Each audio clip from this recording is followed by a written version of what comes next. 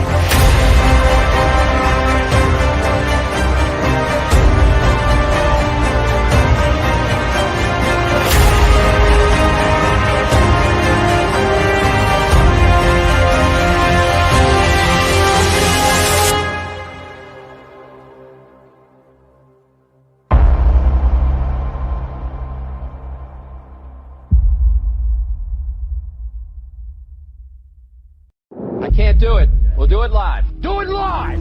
I'll write it and we'll do it live! Mister, will you please wake up, wake up, wake up, wake up, wake up?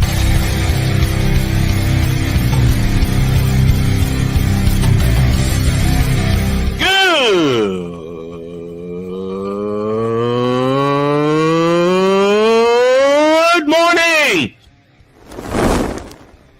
Snowman here to all you Brock Purdy and San Francisco 49er haters. Shut up! I gotta thank you, Shane. I mean, whatever happened to the games where breaking 100 points was, I don't know, unusual?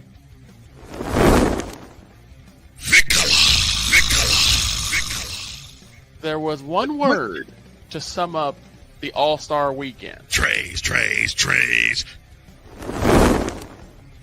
Cause we take this job so serious. Splash Brothers, yes. Ray Allen, replace him with Steve Kerr. Reggie Miller, yeah.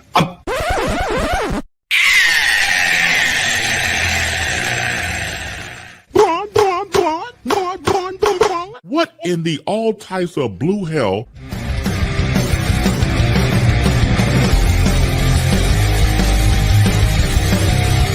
Oh yeah! Got some things to talk about this morning. We did.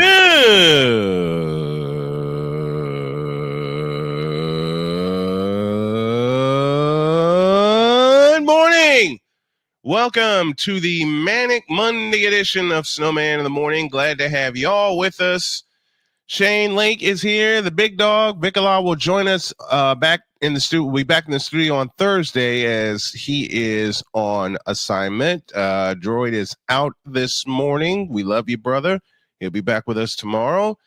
This first hour brought to you by BetUS.com. BetUS.com, where the game begins. All right, I am not going to waste any time.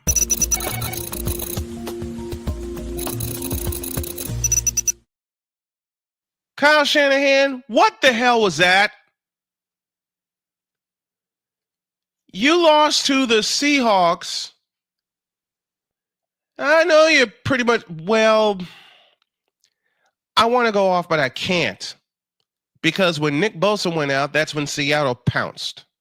Yeah. Which is what you're supposed to do. Yeah. So I can't really go completely off on that. With Bosa gone, Seattle just took advantage of that. Yep. gap. Seattle took full simple. advantage. Bosa was our captain. He went out with an injury and he was limping the whole game. So you know what? I can't go off the way I want to because Seattle did what every team is supposed to do when their defensive star goes out. They hopped on it, they took advantage, and they won the game. But you want some silver linings? I got quite a few silver linings. For a team that's completely beat up, we're still only one game out in the West. For a team that's lost three games in division, this team can turn it on and run the table. It's not going to be easy because we got to go to Green Bay. They're 8-2. We got to go to Buffalo, and oh dear God, what they did to Kansas City. Oh my word, yes. Oh dear God, what they did to Kansas City. Yep. But the 49ers are professionals. They've been in this situation before. And as confident as I thought I was yesterday, and as disappointed as I was yesterday, I'm even more confident now because now you get the full week to evaluate what's going on with Bosa, to evaluate what's going on with McCaffrey, make sure McCaffrey's okay, make sure your O-line's okay, because they let Seattle get to Brock Purdy 3 times yesterday, and that's unacceptable. That is unacceptable. But you know something? There was still a lot of silver lining, stat-wise for San Francisco. I mean, you guys went 7 of 11 on third downs alone. Mm-hmm. So this team can pull it together. I mean, it's not like we're the Jets at 3-8. It's not like we're the Bears, okay? And we get to beat up the Bears in week 14. Not like you're New England. More on that later. But you know what? We're going to be good. If we don't make the playoffs, oh thee well. Are we still in contention? Yes, we are. Do we still have some pieces missing? Does Dre Greenlaw answer your question? Talanoa Hufanga? I'm looking at this division right now, and the fact that there's 3 teams, the Rams, Hawks, and Niners, 1 game behind, of all teams, Arizona? Arizona. So who the hell saw this coming? I didn't. I give credit to Arizona. They're playing ball. This is their week off. This is their week off. I'm going to tell you right now, looking through the NFC teams, y'all going to have to run through Detroit at this rate. Oh, man, Detroit's the team to come out of the NFC. Detroit will be heading to New Orleans unless they don't host the NFC Championship game, because it'll be Detroit and possibly Green Bay for the NFC Championship. Ooh. That's how I'm looking at it right now. That's how I'm looking at it right now. Oh, that just sent a chill up my spine for that rivalry. Oh, come on. I mean, who's playing better? Philadelphia? Don't think so. They struggle with Washington. Washington's still a wild card. And Washington is leading the division right now. I believe they're leading the division. It's Philadelphia 8-2. Washington sitting at 7-4. Dallas and the Giants are already over at Pebble Beach playing golf. So there's silver linings to come out of that game yesterday, and it's that kind of season. It's been that kind of season. But I don't like the way that I said it after the Rams game in week 2, that I'm frightened that this would become a trend when the Niners would grab a lead and then they wouldn't be able to finish things off. So I have a suggestion for the 49ers. Hire an offensive coordinator. Take the pressure off of Kyle Shanahan, please. And your defensive coordinator has got to go. I'm sorry, Nick Sorensen, but this defense is in shambles. I will say that out loud. This defense is in shambles, and it's got to be worked on, and it's probably going to take the offseason to work on it. It's going to take everybody, Dre Greenlaw, Talanoa Hufanga. Yatir Gross-Matos had a sack yesterday, so he's going to be huge. And I'm looking forward to next year because Bowl 60 is in Santa Clara, and we're going to host the bitch. All right? You guys need the offseason and some help in the draft for your secondary and your front line. Yep, we do. And that's got to come. It's going to come. It's going to come because Dominic Pooney has taken the right guard position and made it his own. John Feliciano was out yesterday. Dominic Pooney, the rookie, has made that position his own. Trent Williams on the left side, we know how that's going to go. It's the guard, center, and right tackle positions where they're going to need some help, and they're going to need some depth because we don't have the superior depth like we once did. No, not with all the injuries we've had to do. No, and I've been watching that injury chart for you guys, and there have been times it's been 3 miles long this season. And yesterday was one of those times. I mean, we had one of our key players out yesterday with a hamstring injury, and that of course was George Kittle. Yeah. And the offense suffered. We did. I mean, let's just be real about it. Brock Purdy only thrown for just over $150. Mm-hmm. Kittle's production was shown, last night, plain and simple. I mean, we missed Kittle in the passing game. Kittle usually accumulates 90 to 100 yards any given Sunday. So we had to lean it just shows. Yeah, we had to lean on Juwan Jennings yesterday, and Juwan Jennings, kudos to you, brother. 11 catches, 98 yards. All right, but we need to be this 49ers team, for them to compete. First and foremost, they need to be healthy. They need to be healthy. We need all our parts back. And the defense is missing Dre Greenlaw bad. The run defense especially. So there's silver linings I'm taking from this, and I can't go completely off on my team, even though we know we have some parts missing. Okay? We got some parts missing. And it's probably going to take the rest of the season to get into a groove. If we make the playoffs, that's a bonus. That's how I'm looking at it. This was 2020 all over again. With all the 3-mile-long injury list we had then, we got it this year. You know what? I'm looking forward to the offseason. If we make the playoffs, that's a bonus. And I called the Niners to win the division. Can they still win the division? Absolutely. Do they need to get healthy quickly? Yes, they do. Because they got to see everybody in that division one more time. They've lost to everyone in the division. And Split with Seattle. We gotta host the Rams on a Thursday night. We got to go to Arizona. Yep, that's the last game of the season, and that could be a flex game. It could be a flex game if the Niners get their act together, and that also could be a division title game. And let's not forget the cherry on top of our December 1st marathon. You guys got to go to Orchard Park. Ugh. After what they just did to Kansas City, they're going to tear us apart. I hate saying that aloud, but I know what I've seen, and I watch a lot of football, and I know you guys are You guys are bookending December with rough games. Mm-hmm. Traveling to Buffalo and then hosting a red-hot Detroit Lions team. Oh. Now, granted, they hung 52 on Jacksonville, but the Detroit Lions, it's still 52 points. Mm-hmm. And that's the third time they've done it this season. It might be 4 when they see us in Santa Clara. Look, I got nothing but love for this Detroit Lions team. They're going to tear us to pieces the way we're playing right now. Anyway, we'll get it together. If it takes the offseason and a non-playoff berth, so be it. Reset everything, everybody get healthy, and we come out like gangbusters next year. That's Snowman's take. What is yours?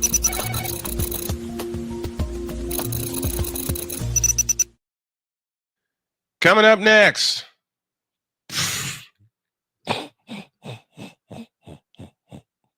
I don't like the sound of that.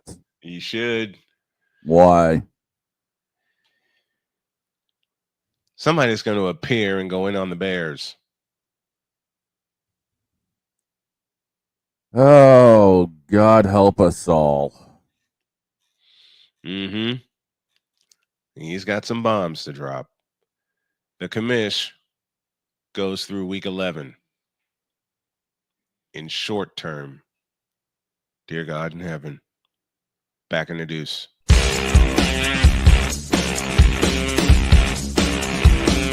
This is Snowman in the Morning.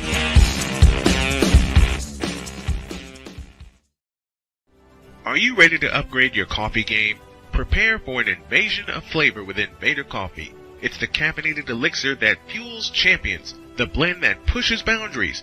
Whether you're battling deadlines or exploring uncharted territories, Invader Coffee has your back. Join the invasion at invadercoffee.com and taste the difference for yourself. Use the code SNOWMAN for 15% off your first order. Invader Coffee, veteran owned.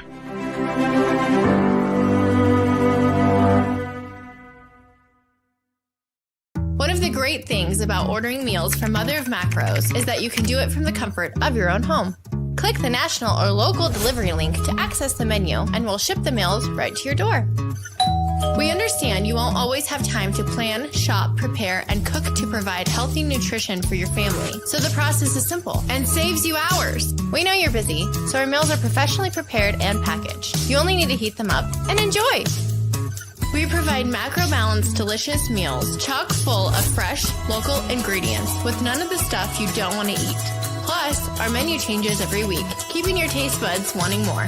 We take care of your meals so you can worry about everything else on your list. Mother of Macros.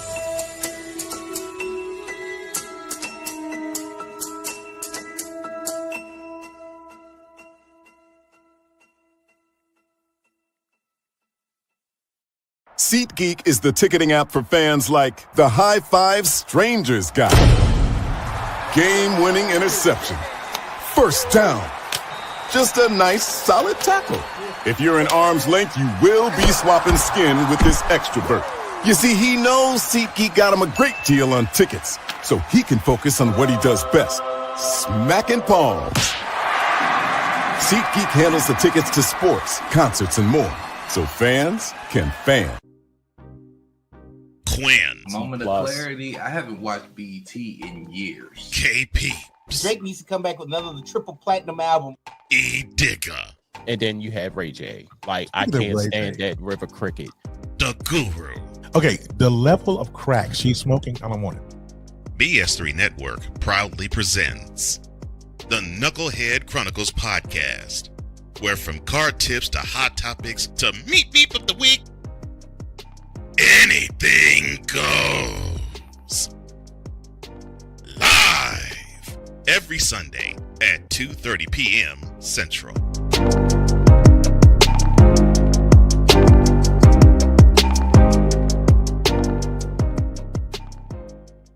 During bad weather, driving can become downright dangerous. What's your emergency, please? Trust Battle Vision Storm, the revolutionary glare reduction glasses that turn your sight bright during bad weather at night or during the day. Watch your ordinary vision become extraordinary. Battle Vision Storm uses light optimizing lenses that block blue rays, so you see clearly in heavy rain at night or blinding snow during the day.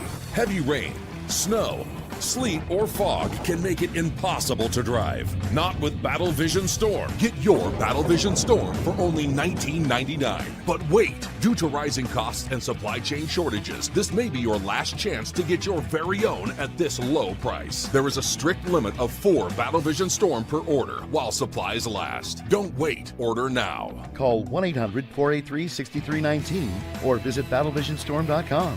So call 1-800-483-6319 now. Mister, how do you operate this Twitter thing or this Instagram thing or whatever the heck? You're supposed to know all this stuff. Anyway, welcome back to the show. Man, some of the best plans, I tell you, I just got a monkey wrench thrown in my plan. How's that? I'll explain off the air. Okay. All right. What?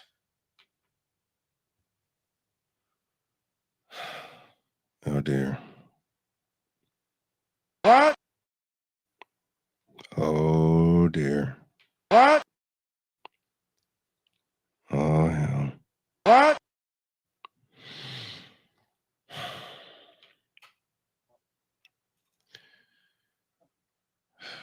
He's saying open the door. What? He said open the door. What?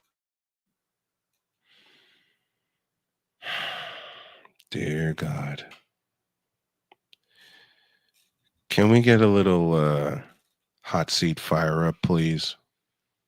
Give me just 1 second here. Hank just refilled the propane tank.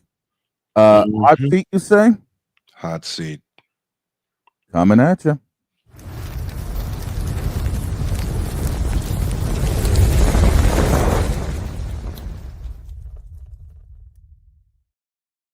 All right. Here I come again. What the hell was this weekend in football? I've been asking myself that the past 2 days. I mean, Saturday you got Kansas going to BYU and upsetting the BYU Cougars, which means the women weren't happy.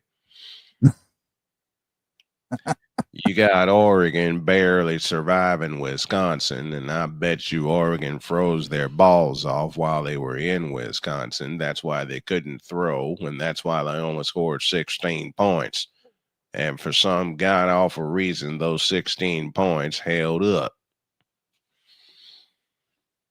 Everybody on the hot seat today. The New York frickin' Jets. Ryan, I am so sorry about this. I'm not, because they lost to my wife's Colts. And my wife was giving me a lot of mess yesterday while she was bringing in food and while she was prepping the commissioner for his second game. Nearly had a third, but then again, I signed off because I was tired. That's for you, honey.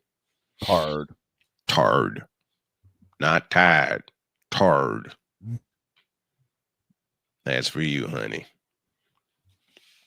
Then you got the Colts and they are 5 coming back to beat the Jets. I mean, granted, it's the Jets and Aaron Rodgers, and we already knew what they were about. But at the same time, they beat them. So Aaron Rodgers and the Jets are done for this year. And as unfortunate as I may need to say it, I need to echo Snowman's point that I think the 49ers are done and just need to reset everything for next year, even though there are 7 games left in the season. He also told me that Colorado won again, but he ain't satisfied. He meaning Snowman, because he wants Colorado to run the table, beat everybody's ass, get to the Big 12 championship, win it, and guarantee themselves a playoff spot. Then you got Georgia beating the hell out of Tennessee, and all chaos is going to run loose. Oh, I'm telling you right now, I do not envy the NCAA bigwigs right now. Nor do I. I'd make it simple, but then again, the NCAA doesn't like simple. That's been proven. Common sense does not reign supreme with them. Nope, it sure doesn't. I'm getting everybody on the hot seat today. I mean, who are these people that are so ballyhooing about one LeBron James for having 4 straight triple doubles? Don't you know Michael Jordan had 7 of them and he was slated to point guard due to an injury? I mean, come on. How many times do we have to say that LeBron James sucks as a basketball player? More on that on Wednesday. Then you got Father O'Shaughnessy blowing my phone up at 2 o'clock this morning saying he can't make it today when he doesn't want to talk about what the hell the Patriots went through. And I can't say that I blame him, but I got the feeling during the second hour we're going to see O'Shaughnessy anyway, because he's going to bring his hungry ass in here with a sandwich and a couple of other things, even with the 38-day-old Mayo. Then you got my buddy Vicalaw, or whatever the hell it is. Man, this is the point I wanted to get to. The Bears suck. Yep. I don't care what people say to me. I don't care what people say to Snowman. He said it at the top of the year, and he meant it, and I meant it too. Bears suck. Get over it. Caleb Williams sucks. Get over it. They fired their offensive coordinator, who was supposed to be a genius with time left in the season. What does that tell you about their organization? And I told you the first thing that they got to do is get rid of that witch, Virginia McCarthy. That witch. That witch. I'd call her something else, but I don't want my wife reaching through this door and slapping me upside my head. Taking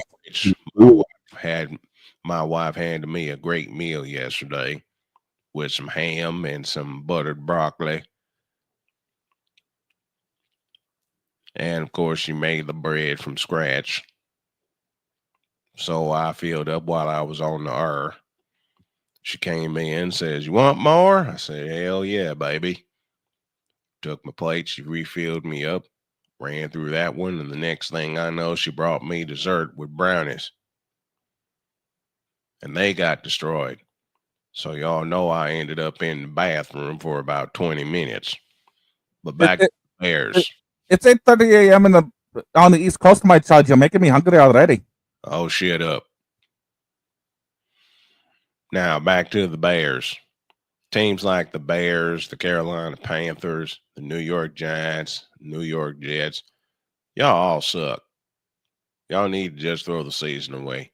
I'm not even going to get started with the New England Patriots because the father's already chomping at the bit for that. And we got Ryan McCarthy coming in a few minutes. Don't get me started on New England. Oy. But I'm taking this time to talk about the Bears. Listen, you know what the Bears need to do from top to bottom? Everybody got to go. Everybody got to go. Caleb Williams, you got to go. DJ Moe, you got to go. Rome Odunze, you got to go. That offensive line, that's a sieve right now. Y'all got to go. Everybody just need to be fired. March the whole team in. I know there's 7 games left in the season, but let them play those 7 games. Then you march everybody into the office the day after the season. What's up, playmaker? You march everybody into the office after the season and you hand them a pink slip and tell them get the hell out. Sounds like what they need to do with the Lakers. More on that later. Let me put it another way. Everybody from the Chicago Bears organization, from top to bottom, start at the bottom with the 54th member of the team. Everybody on the practice squad needs to be marched into the office where they have a new owner or they have a new person in charge of football activities. And that ain't Ryan Pace because he's a puppet. You get somebody in there that actually wants to run the team. Everybody lined up outside the door, and all you do is you just put the finger in their face and you go, you're fired. Start with the offensive line. You're fired. Get out. Then you go to the defensive line. Every one of them, hand them a pink slip. You're fired. Get the out of my office. Then you go to DeAndre Swift. Sorry we misused you, but you're fired. Get the out. Then you go to DJ Moore, that supposed free agent signing that was supposed to mean everything, that they risked their entire future. How did he put it? How did old Snowman put it? Bears. You have now only mortgaged but risked and doubled down your entire future for DJ Moore. What kind of stupid shit was that? And you gave him an extra 4 years? Not in my house. March him in the office. DJ Moore, you f***ed us all up. F*** you, and f*** you. You're fired. Get out. Then you bring Caleb Williams in, and I know this is totally unfair according to a lot of people, but I don't care. Caleb Williams, we drafted you first overall, and you ain't done a damn thing for us. Here's your pink slip. Get out and stay out. Then you find some people that actually want to play this game for this team. And I mean, they really want to play this team. They want to play this game, I beg your pardon, for this team. Find some real dogs, because the Bears got nothing but he's in there. I'll say it again. Bears need to find some real dogs because they got nothing but in there.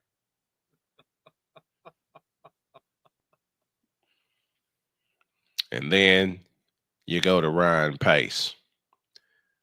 Ryan Pace, you a bitch.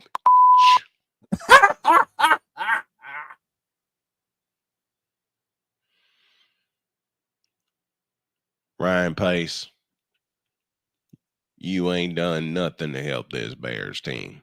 Because if you did something to help this Bears team, they'd have a better record than what they have since you took over. They wouldn't have sacrificed Justin Fields, although I don't think that was a sacrifice in the first place since Justin Fields sucks. Oh, God. Ryan Pace drafted Caleb Williams. Why? What the has Caleb Williams done to help his team? I'll answer that for you. Not a damn thing.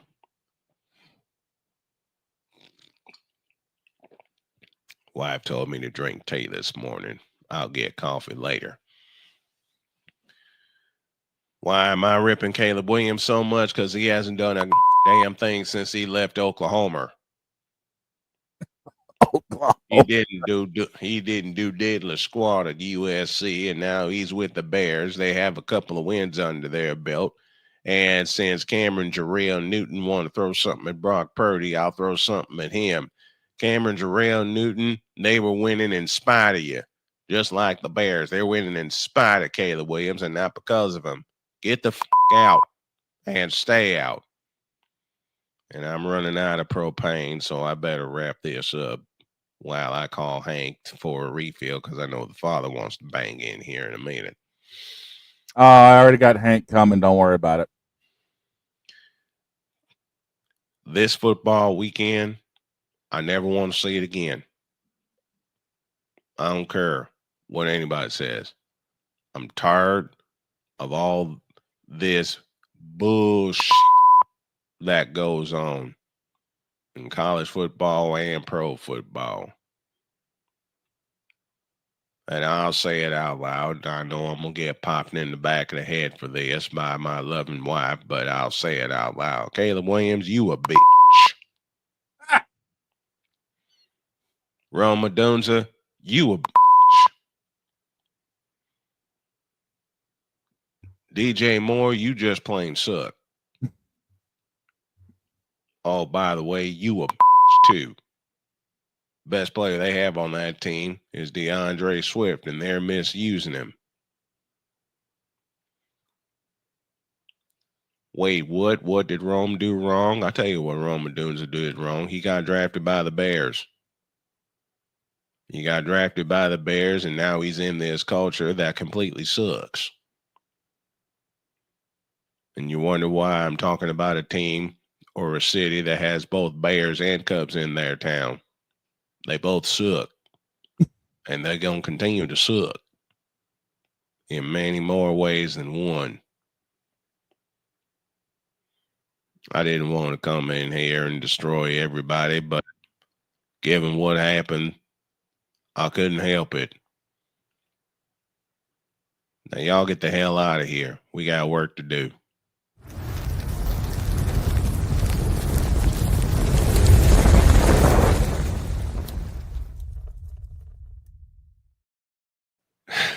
Damn, commish. He was a little mad. Yeah, I could tell. Speaking of mad, this guy's mad too. And he's also back.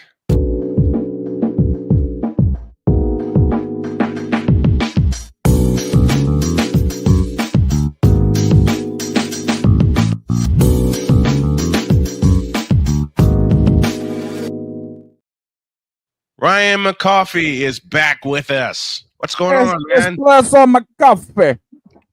I did not bring coffee today. Hey, pass that over, dude. I need some up here. Same here. Oh my gosh. Damn. Rather than choosing anger, I have chosen peace and alcohol. I too have chosen the same, although the commissioner will tell you different. All right, man. The Jets played my Colts, or my wife's Colts, yesterday. Jets grabbed the lead. What happened? Just what happened? Sauce Gardner will no longer be known as Sauce in this household. He will just be straight up Ahmad Gardner in this house. I've heard that on WFAN quite a few times, and I also heard that with my buddy Jake Asman too. Yeah, I'm happy I went to do other activities yesterday because other activities have given me joy as opposed to the New York Jets this year. I had so much hope in the Grey Cup, perhaps. We talked about this in September. I had a lot of hope.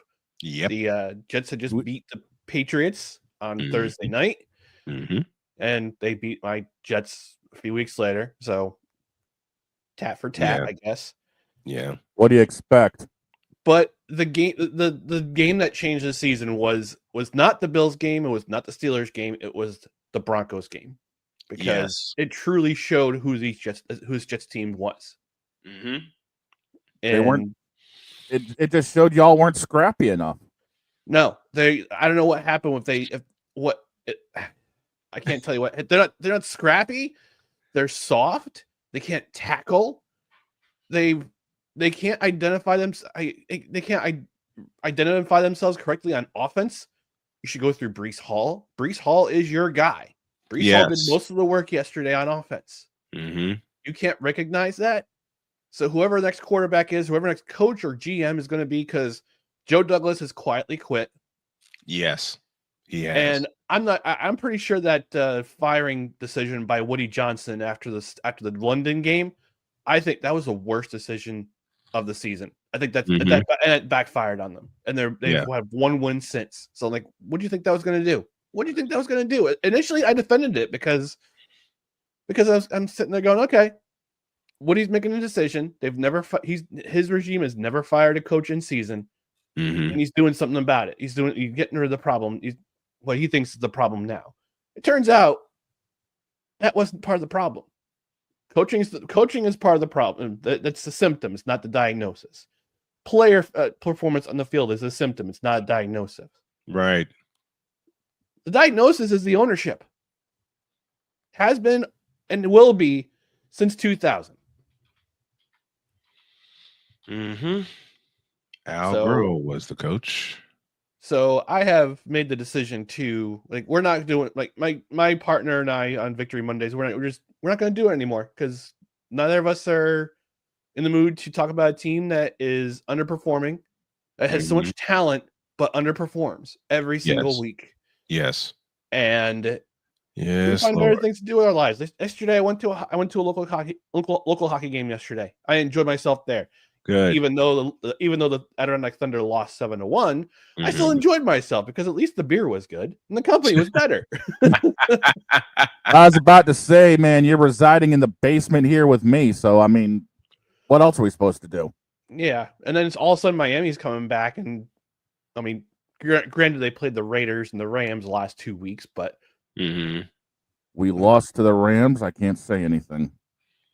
I looked at them. I looked at the Rams as my bounce back. I looked at that game as the Rams bounce back game, and they bounced back.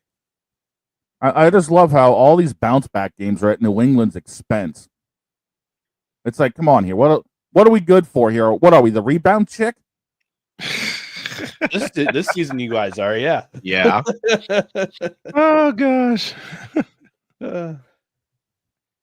But yeah, that Grey Cup was good up until the fourth quarter, and then Toronto just said, "Yeah, well, we're done." We're gonna talk about it on Total Football Talk Extra on Friday. Yes, I am a fan of Extra. Yeah, on Friday, but Drew and I were going back and forth. He can't. I know you've watched. He cannot pronounce Liram Hirallahu's name to the life. Nope. It's nope.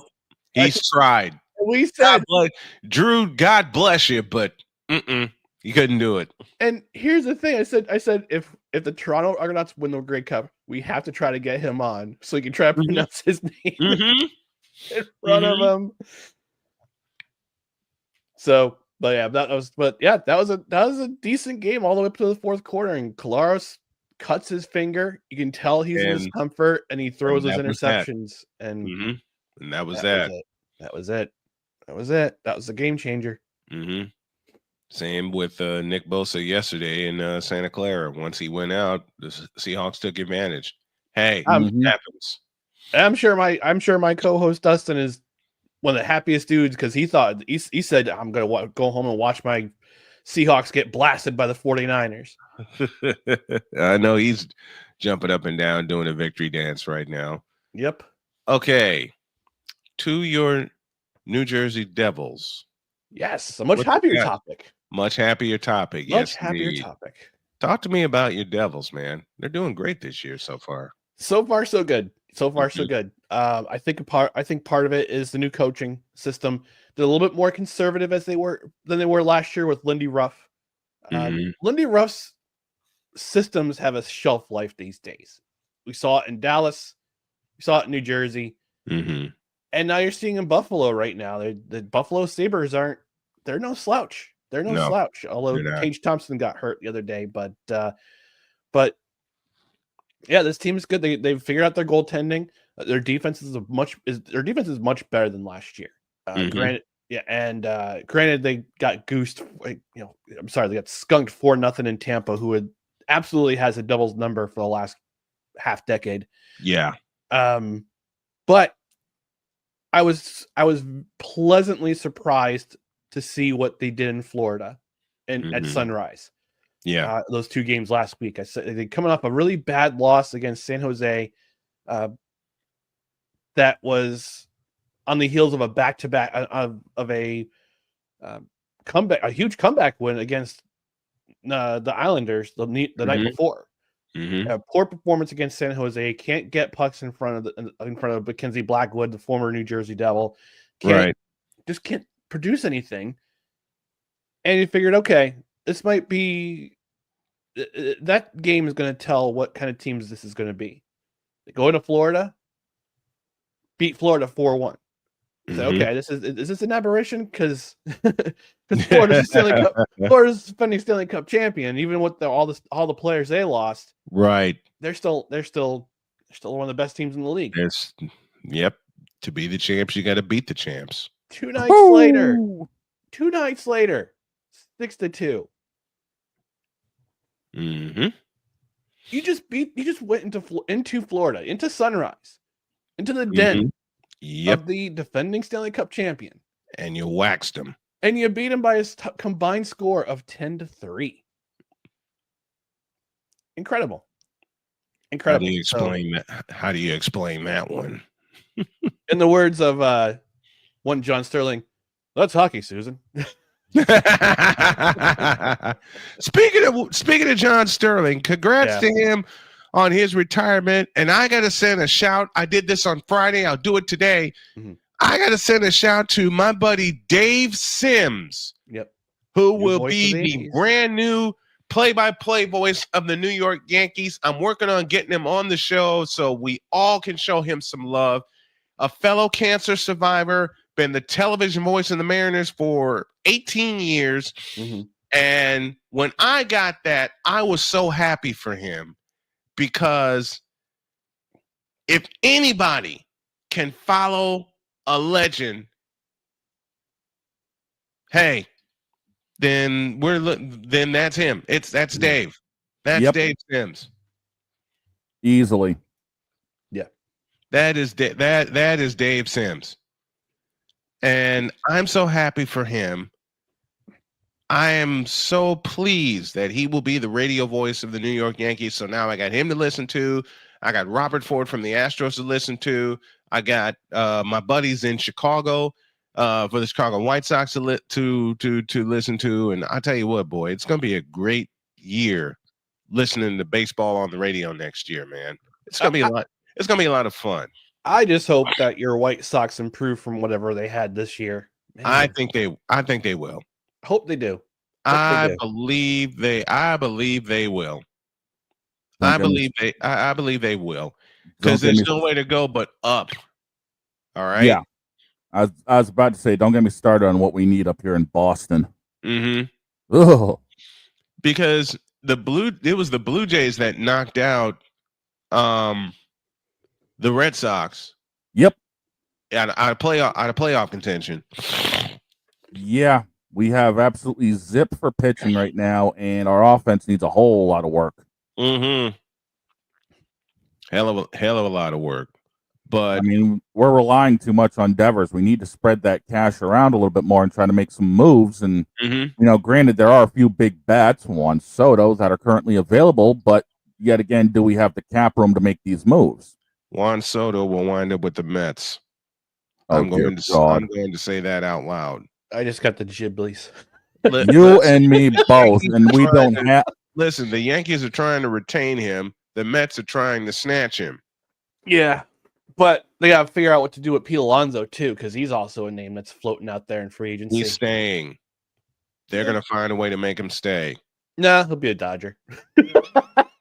No, I'll do one better. He's coming to Boston. Let's get rid of this. He's coming to Boston. Okay, I'll mess with both of you. He'll wind up in either Houston or on the South Side.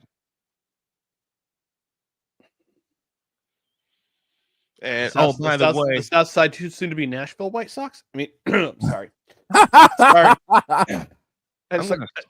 I'm going to pop you for that. Sorry. At least he's not going to. Look, I've had to say it. Okay. At least he's not ending up in Sacramento.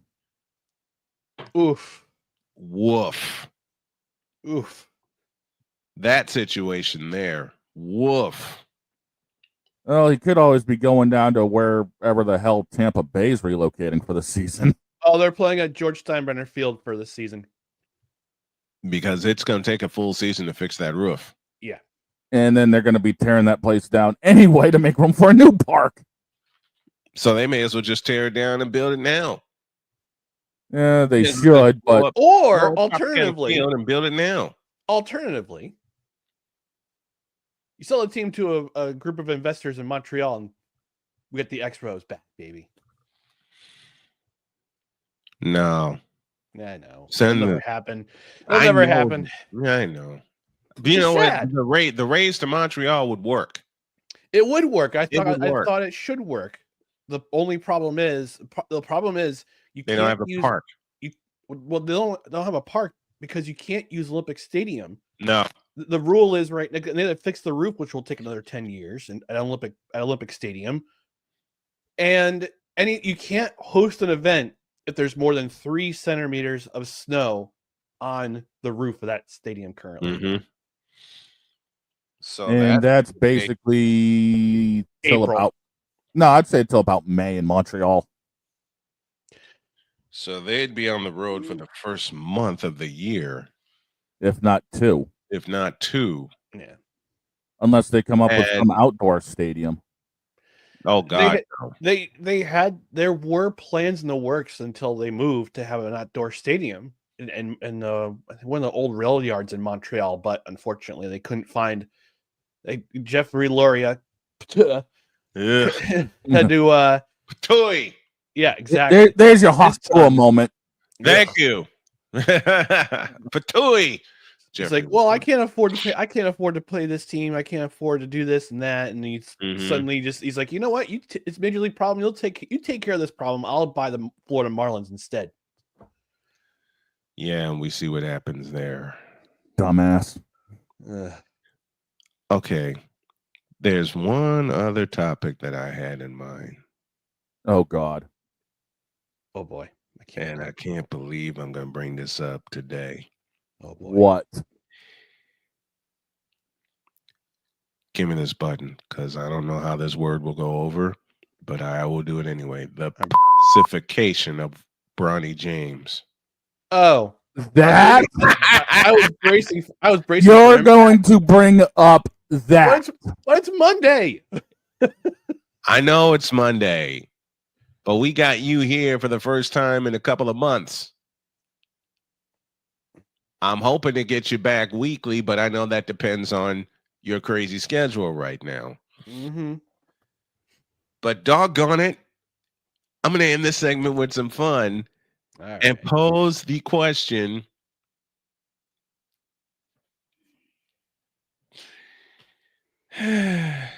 What's going on with kids today?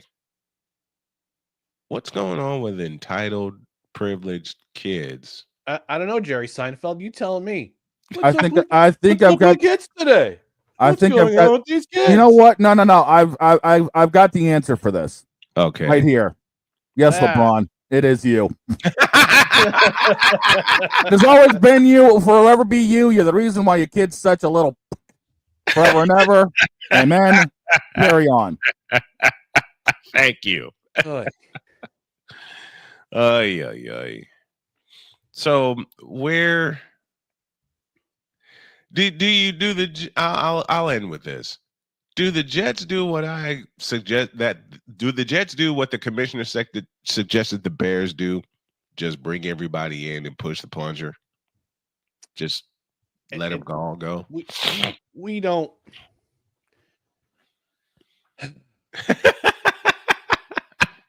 It's gonna be another rebuild. There's no rhyme or reason not to have another rebuild. Like I said, Joe Douglas is quiet quitting. His coaching staff is overwhelmed. We don't know what's going to happen with Woody, because with this new administration coming in, if he's going to run it back and be the UK ambassador again. So my suggestion to the Johnsons: sell a team. You beat me to it. Sell the team, please. Give it to somebody who cares, who will hire the right people. They figured it out in San Francisco. They figured it out in Kansas City. They figured it out in Buffalo. They figured it out everywhere else. Even the Bears had some success in the early 2000s. Yes, early 2000s. And the Lions figured it out. The Lions have definitely figured it out. The Lions have figured it out. They're biting kneecaps. They're the best team in the league right now. Yeah, they are hands down. And I had some Eagles fan in my chat on Saturday at morning say the Eagles were the best team in the league. No, they're not. And we said no, absolutely not. They are not the best team in the league. The Eagles are a Jekyll and Hyde kind of team. The Eagles need to make their offensive identity Saquon Barkley.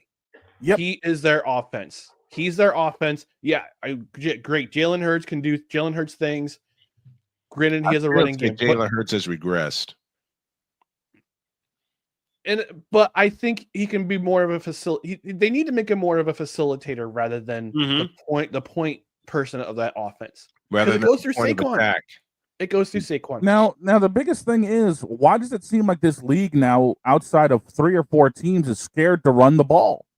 I'll tell you why. Because they're so hell bent on putting up passing yards. They saw what Drew Brees did. They saw what Tom Brady did. And it seems like the goal they want is 5,000 yards instead of 3,000 rushing. And say again. Peyton Manning, Dan Marino, Jim Kelly, all those guys. But see, the point with Peyton Manning, Jim Kelly, and Dan Marino, they had an accompaniment for their offense. They did. A running game.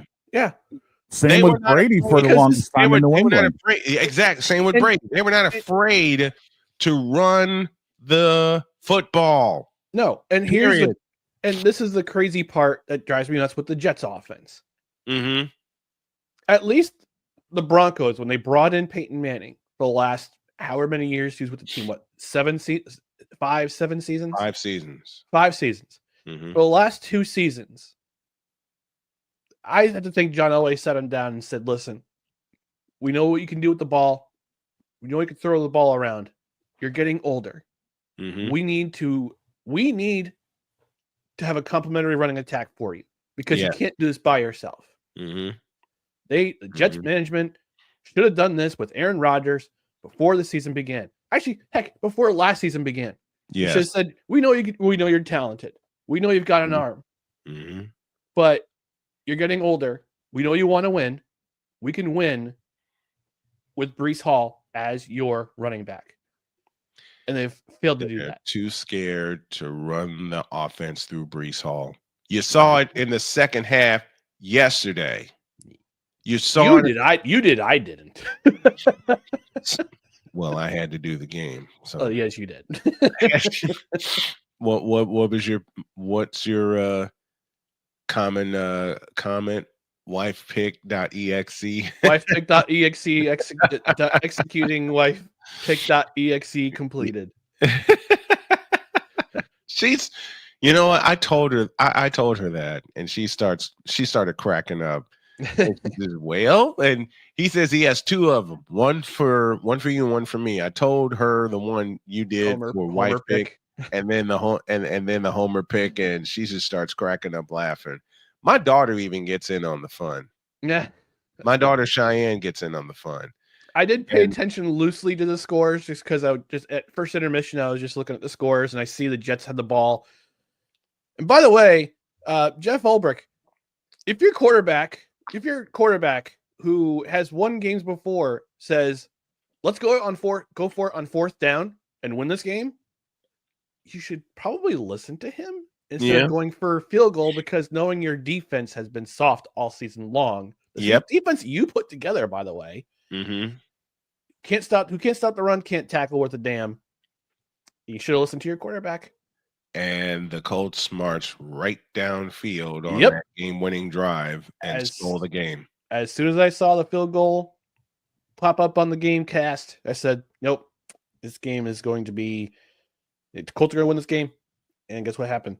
But then we were also looking at the Lions Jaguars score line, and we just can't stop laughing. We can't stop laughing. No, we can't stop laughing. And the thing is, the Jaguars did 3-0 in that game, and in essence, pissed them off. You took the lead on us. How dare you? Here's our foot in your ass. Exactly. Yeah, exactly. Like, we'll spot you 3 points. They'll take it over from here. 28 unanswered. Then it's 28-6, and then they put 24 unanswered. Mm-hmm. And then the Lions said, "We're done for the day." We'll pack it in. Go watch the Grey Cup. Yep. Morning shift for Cole Johnson. Welcome to the Fanatics Feedback Zone. He says the diagnosis is Woody Johnson and that ayahuasca sipping, toe picking, MySpace retreat attending space cadet. Aaron, I destroy teams with my bare hands, Rogers. He will never let that. Cole Johnson doesn't hate a thing except for Aaron Rodgers. I don't get it. I do. Well, you do. Same way. I understand. I don't. The quarterback is Aaron Rodgers. He should be ignored at all times. So you wouldn't have gone for it on 4th and 2? Anyway. I thought this was about joy. This wasn't. I didn't want to talk about the Jets today, but you made me do it. So, hey, I gotta talk about New England later. Come on now. Are you gonna take a sip? No. I mean, I have a week off. I have the week off. I could, but for comedic effect. But nah. I got work to do today. I had wine on the air yesterday during the 49ers game. My wife brought me a glass of wine, along with 2 rounds of dinner, another round of wine, then dessert. We had some fun. You're a happy boy. I'm very much a happy boy. All right, let's let you out of here. Coffee with McCarthy has returned. Hurry up and come back weekly, will you? Okay. So FYI, we're taping. I have a new hockey podcast, no credentials required, called the 3 Rails Metro Hockey Podcast, where I talk Devils. I have 2 co-hosts, Brian and Dan. We call him Daniel Smooth. We talk Devils, Rangers, Islanders. OG show back tomorrow at 7:05, and we got a Thanksgiving show at 10 a.m. on Thanksgiving morning. So, Thanksgiving morning. I'm gonna go see my nieces and nephews, and then watch Detroit beat the hell out of the Bears. I'm actually going to watch the Lions game because they're fun to watch. Yeah. I'm going to watch the Lions game. I don't care about the Cowboys. I don't care about the night game. Gonna watch the Lions game. We're gonna eat during the Cowboys game, and then go home and pass out. And I think I'm gonna see my grandkids again. Ryan McCarthy joining us. Special edition of Coffee with McCarthy. Man, hurry up and fix your schedule and come back with us weekly, please. Okay. We miss you. I miss being missed. Thank you, brother, very much. Thanks, fellas.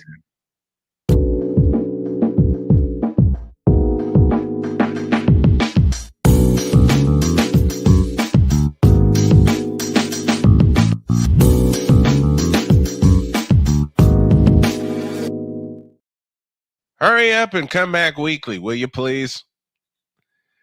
Oh Lord! To the Fanatics feedback zone. I'm going to it right now. As Sick Diggy was the first one in. Our brother from Norway, one of the all types of blue hell in Santa Clara, California. I'm still trying to answer that question. Break out the paddles. We need some old school butt whipping this morning. Ain't that the truth?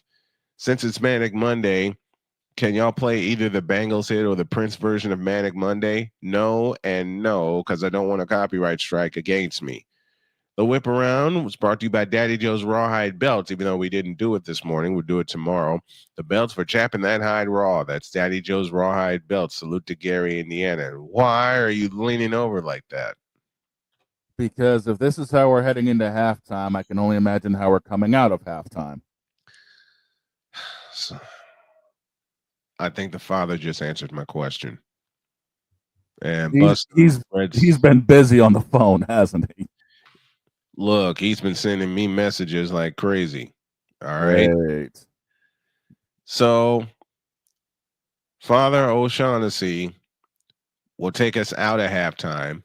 Right now, we're going into halftime. Oh, dear. I can only imagine what the father has next. Back after this.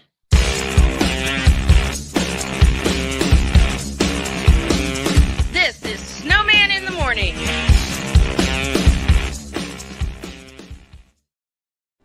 Are you ready to upgrade your coffee game?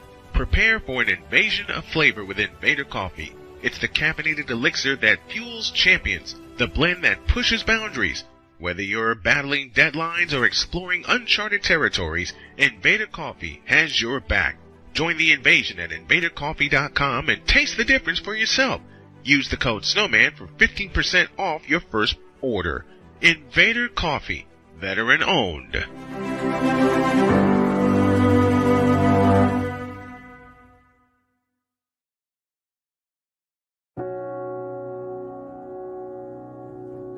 Do you remember our first group photo? This is it. Smiles all around, even though we were all nervous. Who could have imagined that our first weekend together would soon turn into a lifetime of memories? You're an amazing young man. Your brothers and sisters really look up to you. They're a big brother.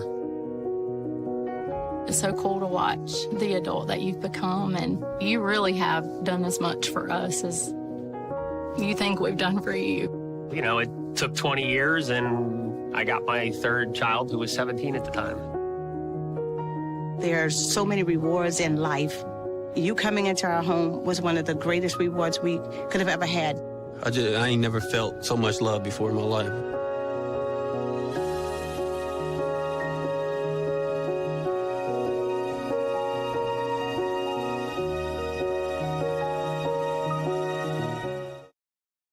SeatGeek is the ticketing app for fans like the high five strangers got.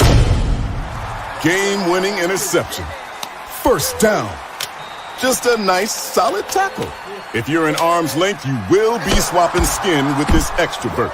You see, he knows SeatGeek got him a great deal on tickets, so he can focus on what he does best, smacking palms. SeatGeek handles the tickets to sports, concerts, and more, so fans can fan. Quinn. Moment of clarity. I haven't watched BT in years. KP. Drake needs to come back with another triple platinum album. E Digger. And then you have Ray J. Like, I can't stand that River Cricket. The Guru. Okay, the level of crack she's smoking, I don't want it. BS3 Network proudly presents the Knucklehead Chronicles podcast, where from card tips to hot topics to meat of the week, anything goes. Live every Sunday at 2:30 p.m. Central.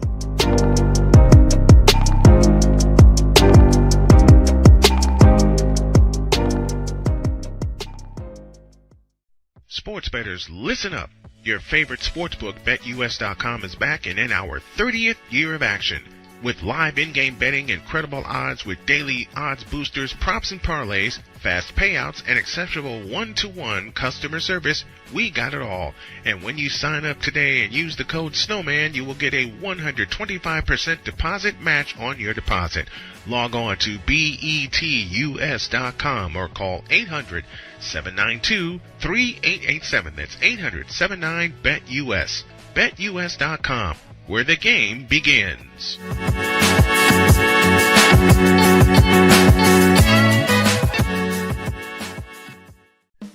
Attention sports fans, looking for the ultimate gear and apparel to show your team pride? Look no further than Fanatics, the #1 destination for sports enthusiasts. Visit snowmanmultimediasports.com today and shop a wide selection of officially licensed merchandise from your favorite teams and players.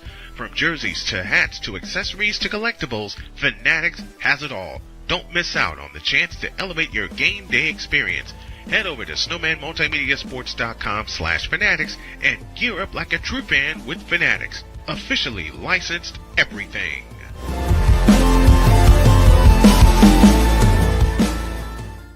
It's no secret.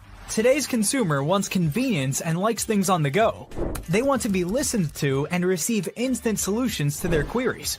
This can often make or break the customer service experience. That's why it makes convenient interactions easy for you. Whether your customers want to connect with you via text, Facebook Messenger, Google, Instagram, or website, all messages now come to the one easy-to-use inbox, so you don't have to check a dozen different sites from the platform. From here, you can send SMS or email, answer questions, schedule appointments, take payments, and close more deals simply by messaging back and forth with your customers.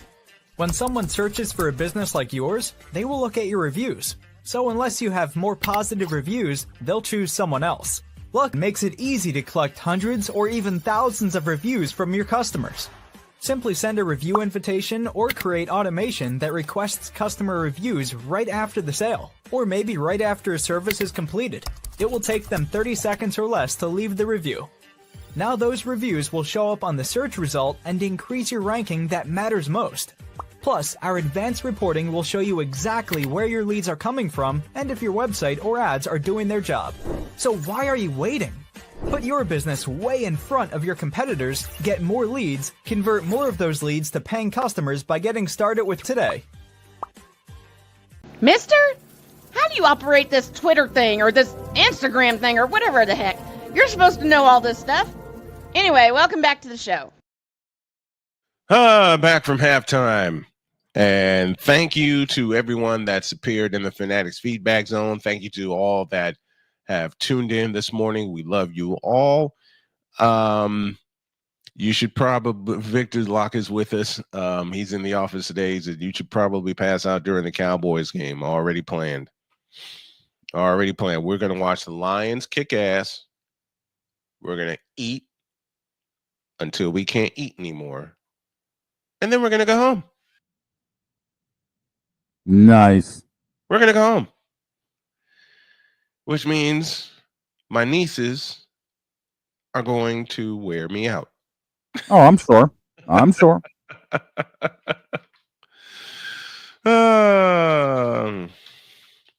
love it, though. I love it. I love it. I have no issues whatsoever. What are your plans for Thanksgiving? Probably the same. Watch the Macy Thanksgiving Day Parade while the bird's cooking. Watch Detroit whoop everybody's ass. And then not give a crap about the other two games because, quite frankly, I'll be sleeping, resting up, getting ready for December 1st. Yeah, we will be doing that. How about those Buffalo Bills? My God, the beating they put on KC. Those Buffalo Bills. That was huge. That was just straight out huge for Buffalo. And I mean, the fact is, it wasn't even really it was close in halftime. And then Buffalo just straight out dropped the hammer in the second half. They roared out in the second half. I think it was going to be a good game when they picked Patrick Mahomes off from their first drive of the game. Yes, that was the start of it. That was indeed the start of it, which is one of the which is one of the best things I've ever seen, because the Bills got their act together, stemming from that loss last January in Rich Stadium. Jedi Kid is with us as we take a trip to the Fanatics feedback zone. Good morning to you. And we're doing what you asked. We're talking about how the Chiefs got handed their first L by the Bills, and something you said, Dogfather, at the top of the show, we may have just found our AFC Championship game. Not just that, but Buffalo did the one thing a lot of teams have been unable to do with Kansas City, and that was shut down the run. Shut down the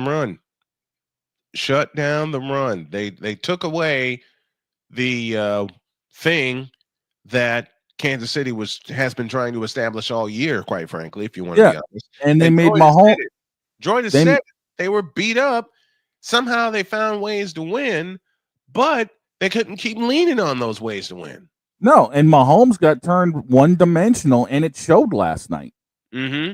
He only threw for 196 yards, 23 of 33, 3 tuds, 2 pick. And that second pick sealed the ball game. Yeah, it did. That second pick sealed the ball game. 30-21 was the final in that game. Round 2 in January. Easily. And I think round 2 will wind up where round 1 was, at Rich Stadium. I just have this stupid feeling it's going to wind up in Rich Stadium. Yeah, because outside of the 49ers and the Lions, the Bills have a relatively easy schedule. They face us twice in 3 weeks. Mm-hmm. And in that sandwich, here we go talking about sandwiches again, is the Jets. Oh, God. The Jets. So, I mean, it's not like they have that hard of a schedule, but, you know, I'd be a little worried about Detroit, obviously, because look at what they're doing. Look, I'm worried about Detroit. All right? I'm worried about Detroit. Detroit could go 15-1. They could run the rest of the table if they wanted to. They can run the rest of the table with no problem. Oh. They can run the table with no problem. Apparently, whatever Eminem said to the head coach pissed him off. Oh, yeah. Oh, yeah. But you got to, and while we're talking about the Lions, you got to love what they're doing right now. They have been ungodly when it comes down to beating teams. Unreal what's happening with Detroit. But I give Victor credit because Victor said this 3 years ago. He said there's gonna be a time where Detroit's gonna be for real and everyone has to deal with it. Well, Victor, here we are. What's crazy is 3 of their last 6 games, they've put up over 45 points. Yes. They hung 47 on Dallas. They put up a 52 on Tennessee. And then they put up 52 on Jacksonville. 52 on Jacksonville. And then the games that they were supposed to be just quote unquote competitive in, they beat the Vikings on a walk-off. Yep, they beat the Packers by 10. And then they beat Texas in a walk-off. Wow. And I did that. We did that Sunday night game. Victor and I did the Texans-Lions game. It looked like the Lions were doomed because they threw an interception and Houston took it in for a touchdown to start the game. These Lions don't quit. What's crazy is it's 7 in a row in the W column for these guys. Yes. Actually, no, wait, it's 8 in a row. I'm looking at this right now. Yeah. It's 8 in a row because they took their early loss against the Bucks in a close one, and then they've just gone rifling. They've gone mad. They've gone crazy, and I mean that in a very good way. Victor Locke says, I saw it on Thanksgiving 3 years ago, and the Lions are doing it right, establishing the run and utilizing the play action, which says Jared Goff is having a renaissance year. He is. And he is, man. Again, looking at the schedule, they've got Indianapolis coming up. They've got the Bears on Thanksgiving. That's gonna be a cakewalk. Oh, oh man, look, I'm gonna have Dan Miller in my ears. Okay? They've got the Packers at home. They've got the Bills at home. Then they're on the road for Chicago, on the road in Santa Clara, and then they end the season at home against Minnesota. Yes. Yikes. They could flat run the table on this. They sure can. I mean, either way you look at it, the NFC is gonna run through Detroit, plain and simple. It is. The only game that the Lions may need to worry about is San Francisco. Yeah. Because, like I said earlier, by that time, the Niners could have their act together, and that is just injuries. By that time, Detroit could give two craps less because they could have the division clinched. Yeah. Within the next couple of weeks, they're going to clinch that division. Oh, easily. Within the next couple of weeks, they're going to clinch that division. I say they have it done by the time they put their foot up Green Bay's ass. I say so. I say so. Speaking of having a foot shoved up somebody's tail end, hang on a second, Father. We're dealing with business. Yeah. Since the Father wants in, let's take a break. Dear God in heaven. Father O'Shaughnessy is next.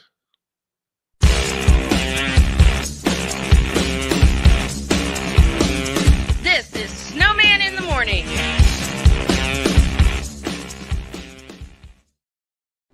Are you ready to upgrade your coffee game? Prepare for an invasion of flavor with Invader Coffee. It's the caffeinated elixir that fuels champions, the blend that pushes boundaries. Whether you're battling deadlines or exploring uncharted territories, Invader Coffee has your back. Join the invasion at invadercoffee.com and taste the difference for yourself. Use the code SNOWMAN for 15% off your first order. Invader Coffee, veteran owned.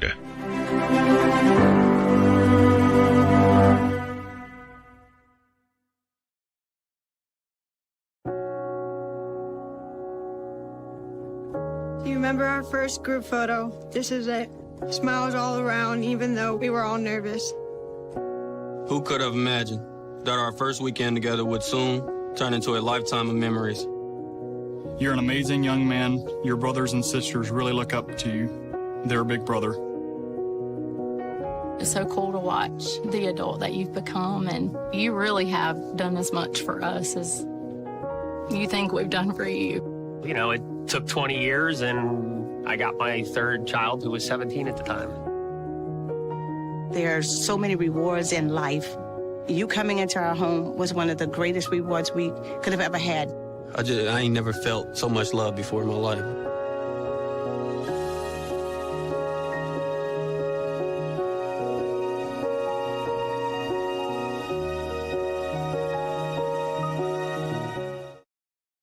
SeatGeek is the ticketing app for fans like the high five strangers got. Game-winning interception. First down. Just a nice, solid tackle. If you're in arm's length, you will be swapping skin with this extrovert. You see, he knows SeatGeek got him a great deal on tickets, so he can focus on what he does best, smacking palms.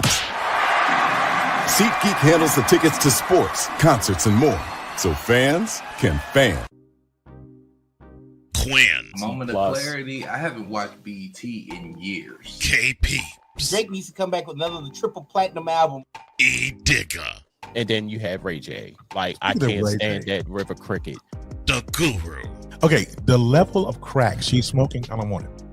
BS3 Network proudly presents the Knucklehead Chronicles podcast, where from car tips to hot topics to meet of the week, anything goes. Live every Sunday at 2:30 p.m. Central.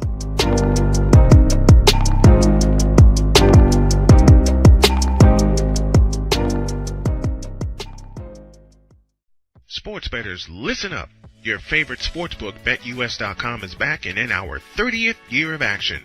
With live in-game betting, incredible odds with daily odds boosters, props and parlays, fast payouts, and exceptional one-to-one customer service, we got it all. And when you sign up today and use the code SNOWMAN, you will get a 125% deposit match on your deposit. Log on to betus.com or call 800-792-3887. That's 800-79-BET-US. BetUS.com, where the game begins.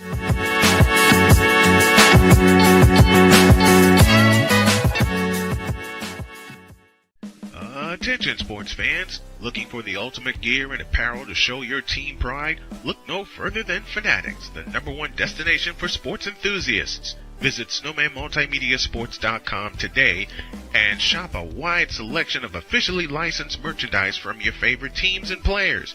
From jerseys to hats to accessories to collectibles, Fanatics has it all. Don't miss out on the chance to elevate your game day experience.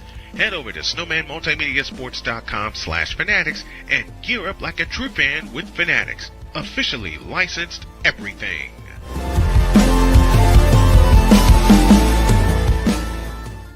It's no secret. Today's consumer wants convenience and likes things on the go. They want to be listened to and receive instant solutions to their queries. This can often make or break the customer service experience. That's why it makes convenient interactions easy for you. Whether your customers want to connect with you via text, Facebook Messenger, Google, Instagram, or website, all messages now come to the one easy-to-use inbox, so you don't have to check a dozen different sites from the platform.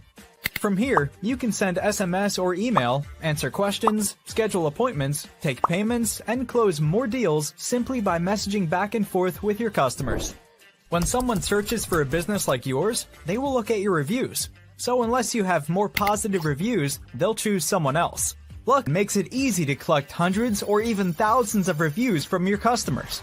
Simply send a review invitation or create automation that requests customer reviews right after the sale, or maybe right after a service is completed. It will take them 30 seconds or less to leave the review. Now those reviews will show up on the search result and increase your ranking that matters most. Plus, our advanced reporting will show you exactly where your leads are coming from and if your website or ads are doing their job. So why are you waiting? Put your business way in front of your competitors, get more leads, convert more of those leads to paying customers by getting started with today. Mister? How do you operate this Twitter thing or this Instagram thing or whatever the heck? You're supposed to know all this stuff. Anyway, welcome back to the show. Ladies and gentlemen, Father O'Shaughnessy. Ladies and gentlemen, welcome to the House of New England, where normally we would be in mourning for the loss that we have taken against the Los Angeles Rams. But today, I'm here to actually talk to you guys about virtue. Because apparently, the only thing the Patriots are currently good for is being the rebound bitch of the NFL. There's your mic drop moment, everybody. I mean, look at the fact of how many teams have rebounded their season off of us. I mean, we've taken more rebounds than Dikembe Mutombo. This is getting to the point where we are currently wondering, what good are we? I mean, we're currently residing in the basement with the Jets, with the Cowboys, and with the Panthers. The only teams worse than us are teams that haven't done diddly squat in decades. The Raiders, the Browns, the Titans, the Jags, and the Giants are all worse than us. So if we're in the basement, they're currently underneath the basement, digging up all the dirt to go to China because that's where they all belong. Actually, no, hell, China wouldn't even want to take these teams. To think that Drake May is supposed to be the future of this team, we could have started him at the start of this entire season and possibly salvaged something. But no, 38-day-old Mayo and 70-year-old Kraft mac and cheese bread decided to start Jacoby Brisket. And look at the season that we were left with. This is sod here in New England. I mean, the world champions are the world champions. They're doing world champion things. And the Bruins, don't even get me started on the fact we're 20 games into the season and we're still currently sitting in the middle of our division. But no, the Patriots are currently the problem with this entire New England sports area. Don't get me started on the Red Sox because, frankly, we do not need to really get upset currently. Red Sox, Red Sox, Red Sox. We need help in the bullpen. We need help in starting, and we need offense. Pete Alonso, please come save us. No, we haven't had a decent team since David Ortiz was still our designated hitter. Gotta love Big Papi. The fact that we spent so much money on Rafael Devers and we have nothing else to show. I mean, Tyler O'Neill busted ass for us this year, and we still couldn't do much for them, mainly because our pitching was way too inconsistent. It's more inconsistent than 38-day-old Mayo after it was left in the fridge. Get those lumpy spots out. But before our esteemed guest, Mr. Spivey, arrives from North Carolina, and Mr. Spivey, we thank you already for coming on because I know you're coming shortly. The virtues of New England have been traumatized way too much. I weep for our souls because all we are good for is the rebound from the college frat parties that are kicking our butts right now.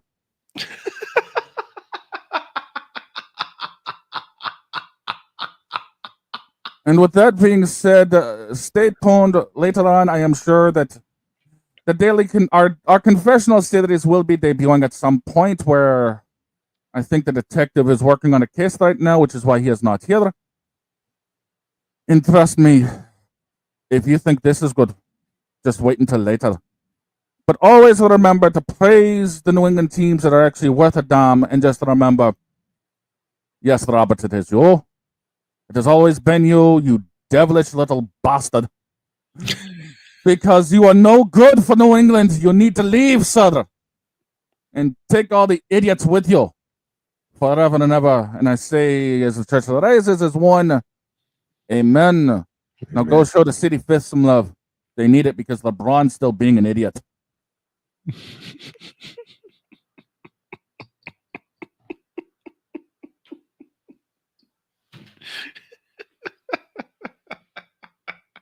Don't screw with me on a Monday when I got to come up with crap on the fly. This is what happens. You are stupid. This is what happens. You are stupid.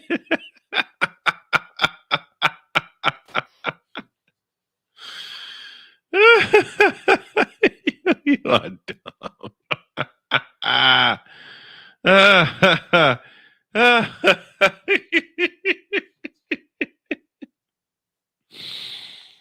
What is completely sad is when I first mentioned in McCarthy's segment that we were that New England was basically the rebound chick, and I got that reaction. I was like, I'm working with it. You got what you needed for exactly the sermon today.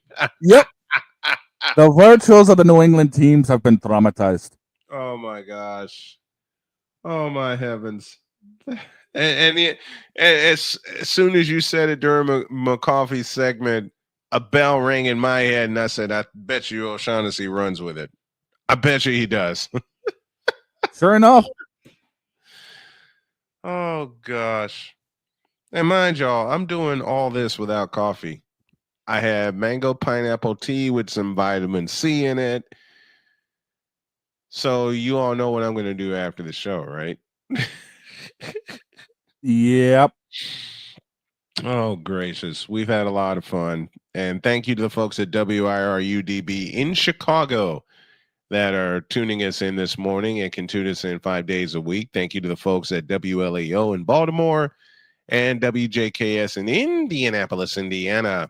showing us some love as well. Oh boy. Good grief. I feel bad for Jay following that. I will say I got my costume idea for the commissioner. Oh God. Think a ZZ Top song.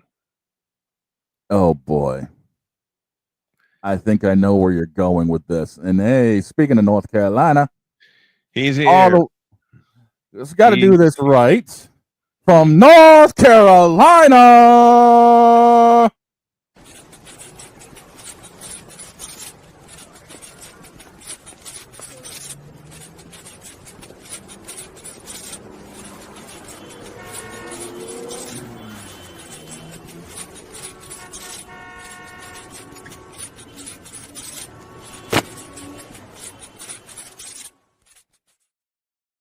Jay Spivey joins us from North Carolina this morning. How are you, my friend? Good morning, gentlemen. Where do you want to start? Dealer's choice. Where do you want to start? Oh, it's up to you. You're the host of the show. You tell me. Okay. I'll talk about whatever you want to talk about. Okay. Then I will go there. Who came up with the idea of this NBA Cup stuff and why are they doing it? It's called dollar bills, y'all. And the fact that nobody cares about the NBA until Christmas Day, that's why. They want to put eyeballs on while the NFL's in control, and that's the only way to do it. Mm-hmm. And yet again, the people ratings. really watch this stuff? They think people are. I'm If you not. remember last year, they made such a big deal who was in the championship. How'd that work out for those two teams? I mean, look at the ratings Lakers of the and NBA Pacers, who Cup. cares? Look at the ratings that the NBA Cup gets. It's about as bad as the NASCAR playoff system. Well, that's what I'm saying. Nobody cares about the NBA until Christmas Day. Mm-hmm. And this year, I'm going to see. It's going to be interesting to see how the ratings are with the NFL going head to head with it. Well, the NFL is going to smash them, even though they're mostly Even though it's on Netflix. Mm-hmm. Exactly. That's the thing. Everyone's going to pick up the Netflix subscription, That's watch exactly those what they're gonna games, do. and the NBA Cup is still going to be screwed over. And quite frankly, as far as I'm concerned, it's deserved because it's too gimmicky. It really is. And those stupid floors. Oh my gosh. The only thing to come out of it are the uniforms, and even most of those are complete trash. Well, not even just that. Not even the NBA Cup, but the whole regular season. I mean, it seems like every team has 20 different uniforms now. Yes. I mean, Yes. I get it's marketing, but you got to even on stick to it. I mean, if you look at it, a general regular season game, they always have a different floor. Yep. You're not wrong. Well, I now mean, it started most with of the different uniforms, and now they've gone to the different floors, and I'm confused. The NBA Cup floors are hideous. oh dear To say God, the least. they are they're And ugly. to kind of go along with that, my former high school, where I went to high school, has gone to what they call the blacktop. They painted it black, and it looks horrible, and they think it's great. The This is, entire floor is I hate to say it, but these floors look like something you'd find in NBA 2K. Oh, it's awful. It's awful. They painted it black. The entire floor is black. The only demarcations are for all the different basketball lines and all the volleyball lines. It's hideous, and they think it's wonderful. They painted. So they think they're playing Where on is pavement. this? Have I been there? Where is this? It's in Winston. I won't say the high school, but it's in Winston-Salem. I think I know where it is. They've literally painted the floor black. I think I know where it is. Pavement. You've got to be kidding me. No, I kid you not. It's hideous. And then Oh, I'd man. seen pictures of it until, I cover a lot of high school games. So yeah, until I actually walked in there and saw it, I was just amazed. I mean, it's just amazing. Whitney Young did the same thing for their floor. Instead of it being painted black, they painted it blue the last time I was there. Now, I mean, I get the idea of, colored feet. I get the idea of the colored football fields. Mm-hmm. I don't even get that. Boise State should have been the only one who did it. Yep. Yes. The rest of them are gimmicks.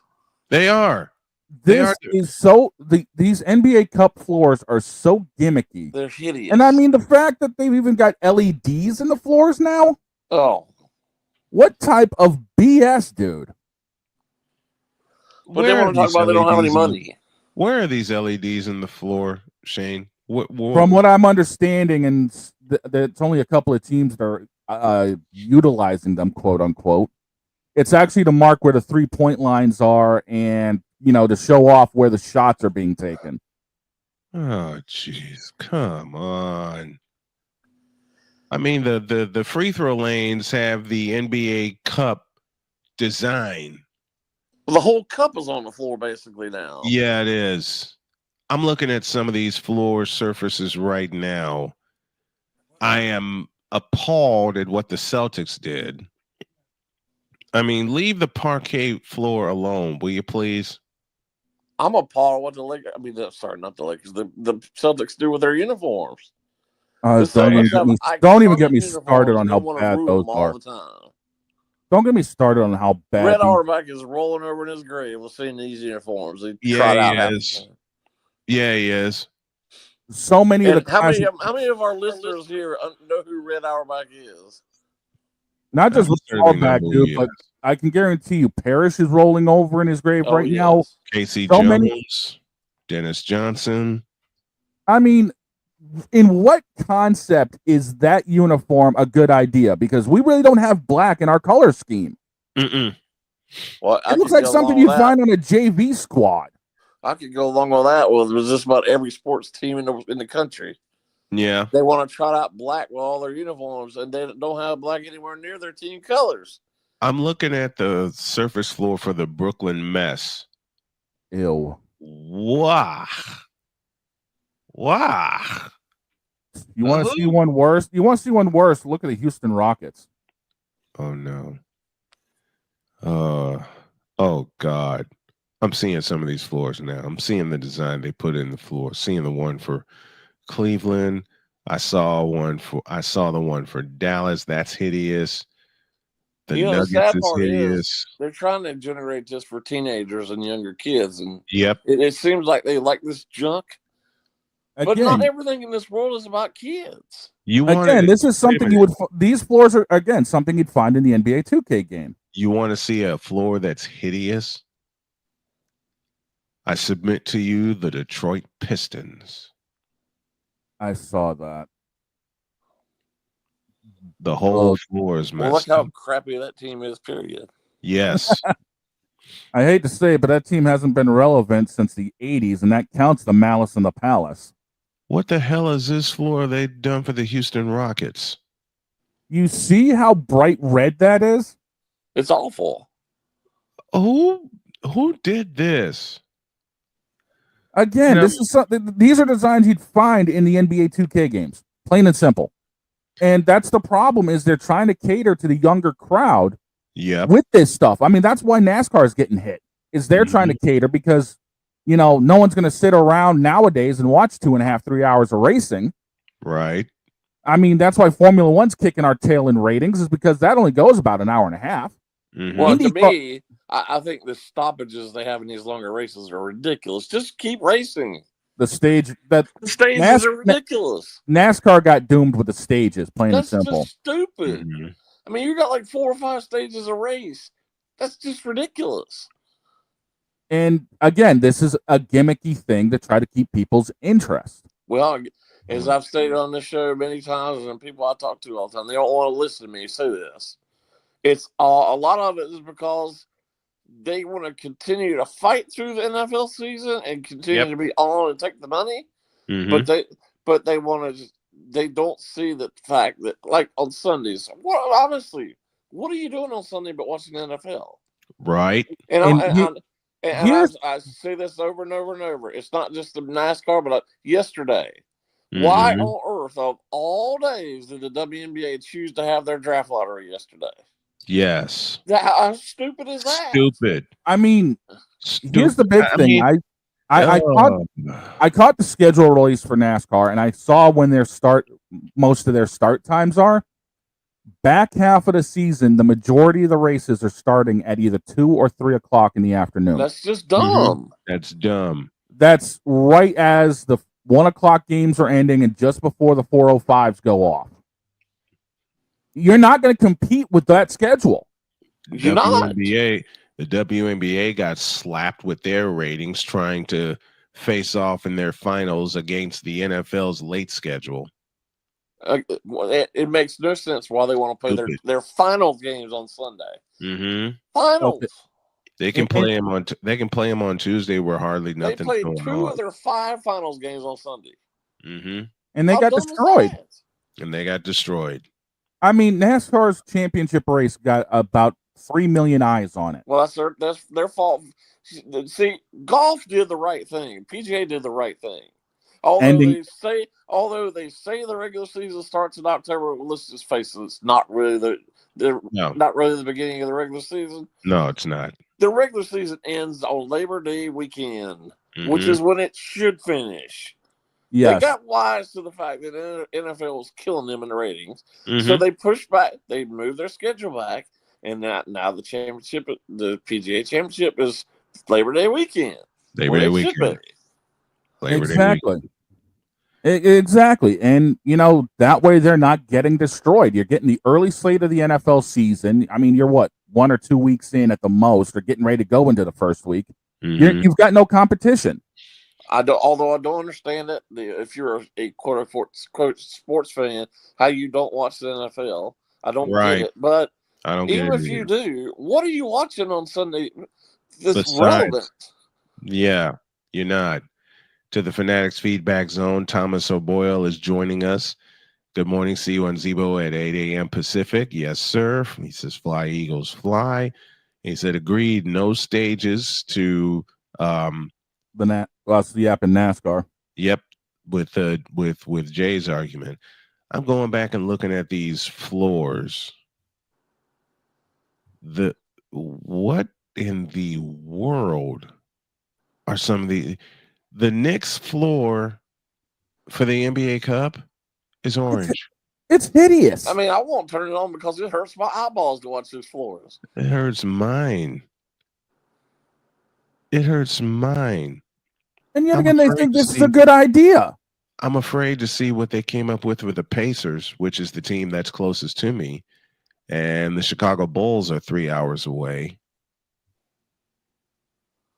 I'm afraid to see what they came up with. I'm looking at the Nets, dear God. They got the honeycomb for the Hornets. And the Hive and on the sideline, the Hive is alive. No, it isn't. Yeah, yeah. It's alive with losses. Alive with alive with losses. It's alive with losses. I get Denver's elevation 5280 if there's Mile High City. That's obvious. Oh my God. What? Oh my Lord. Whose floor did you see? Indiana. I was about to say you do not want to see Indiana's because I'm looking at it right now. I get they want to pay homage to Slick Leonard. And they have his phrase on the sideline. Leave it there. Please. Leave it there. Have you seen Toronto's floor? Do I want to? It looks like Barney the dinosaur got flattened on it. Oh, I thought it was a hockey stick. No. It seriously looks like Barney the dinosaur got flattened.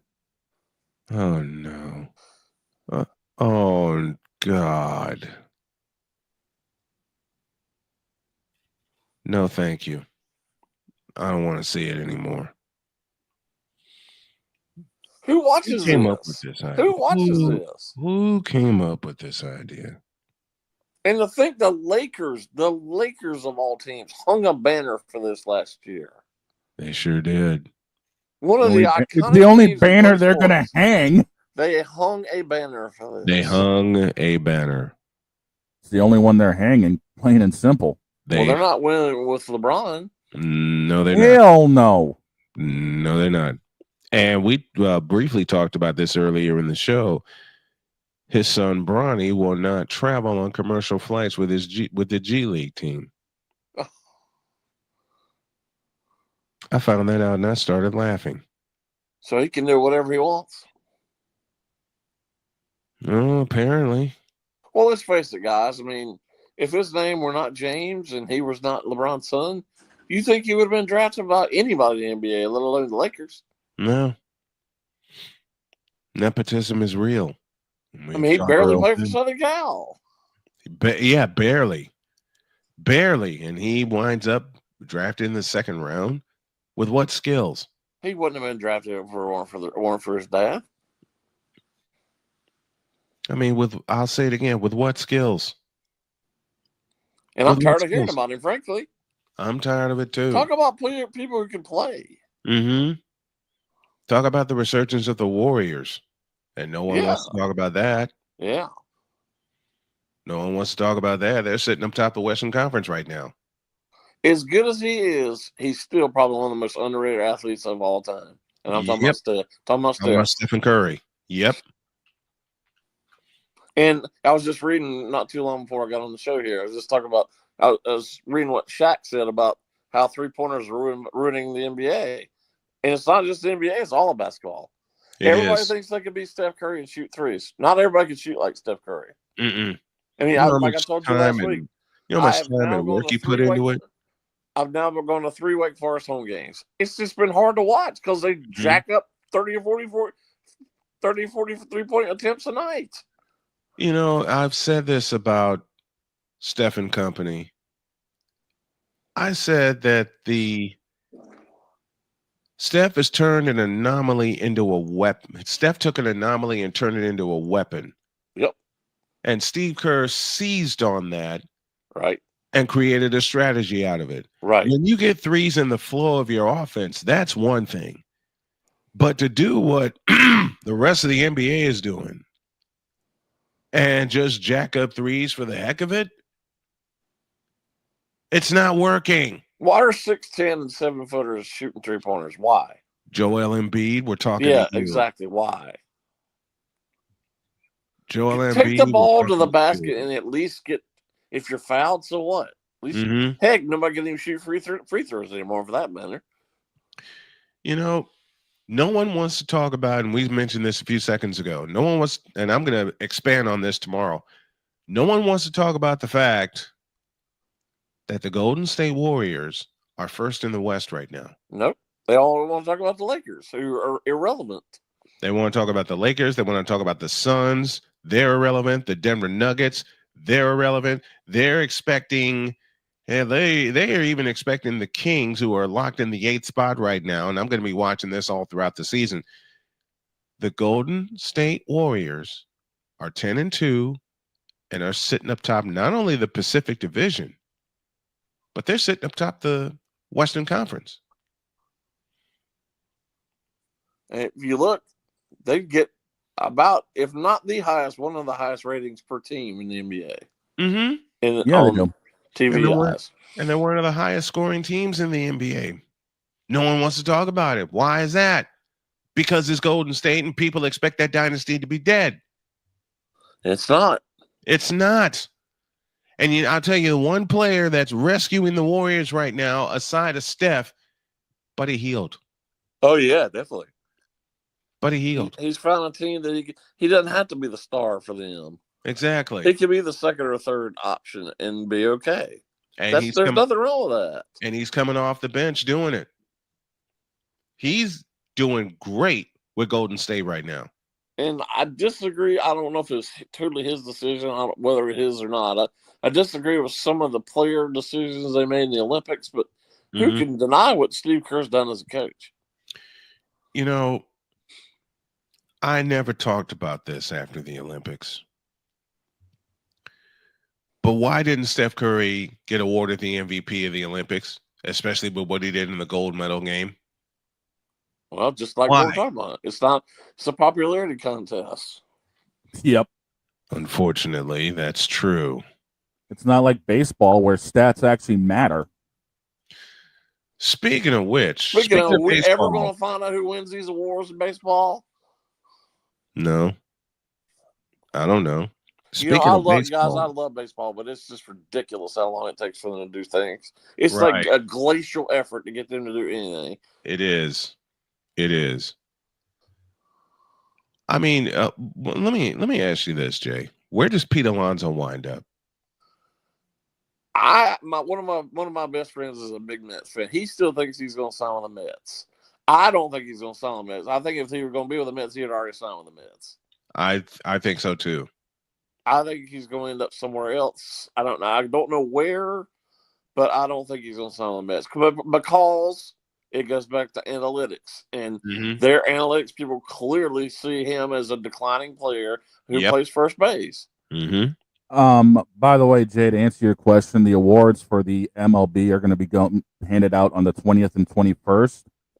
We do have the finalists who were announced for MVP for both leagues and Cy Young for both leagues.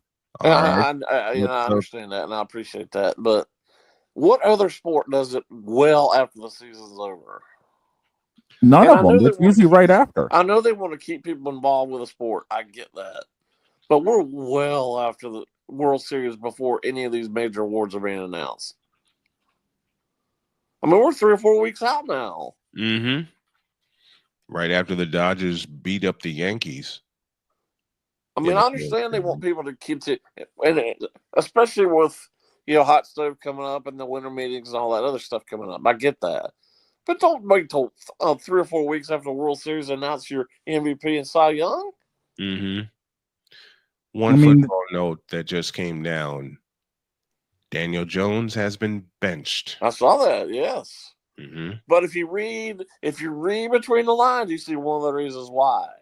It says if he were hurt in the second half of the season, they would owe him $25 million next year. Exactly. So you knew it had something to do other than with just his play.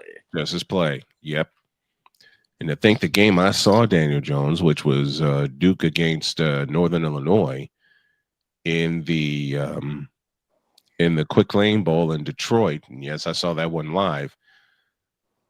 I actually was impressed with Daniel Jones, but then he got drafted by the Giants, and it's let's just say it plainly, it's gone to hell.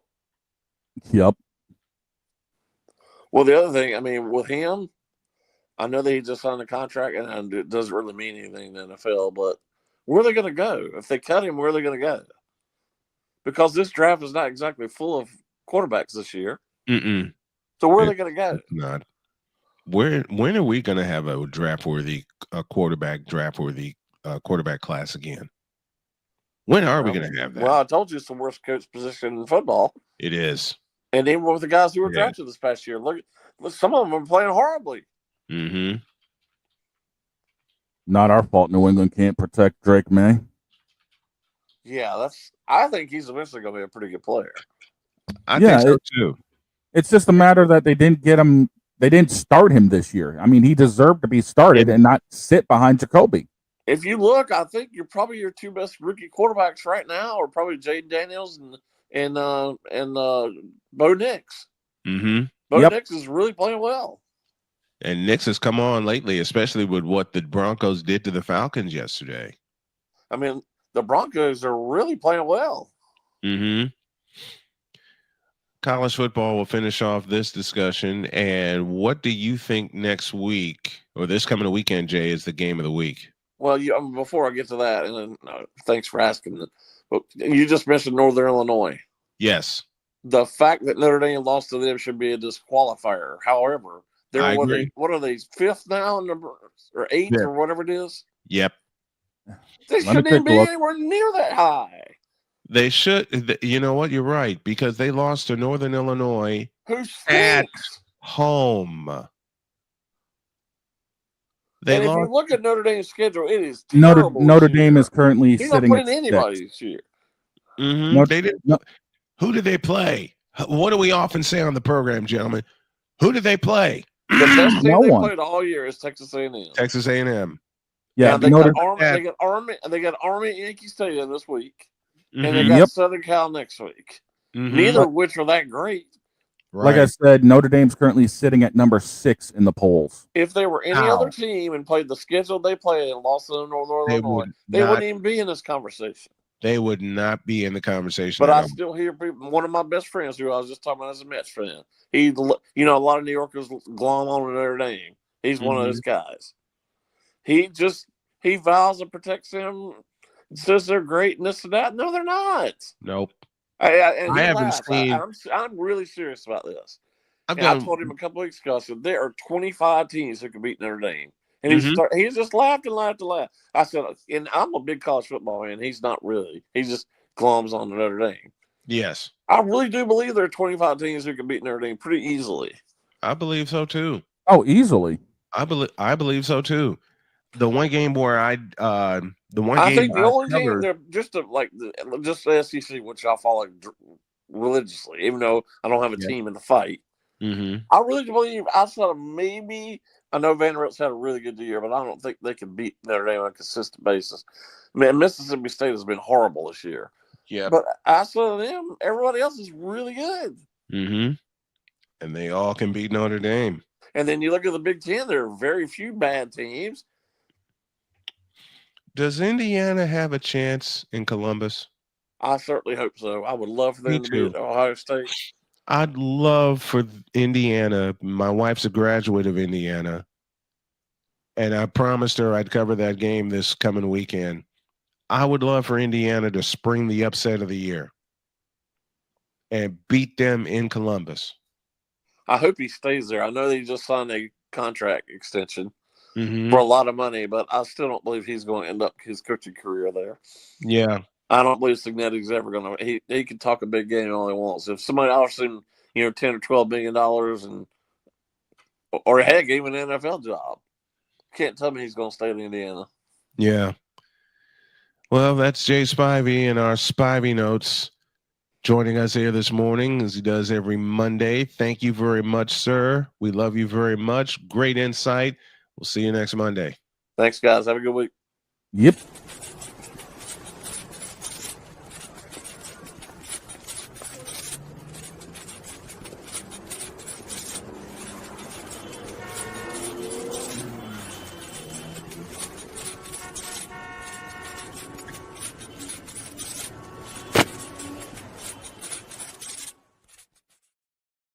Nathan Rourke's little brother just might have a surprise in Columbus. We'll discuss that on Thursday.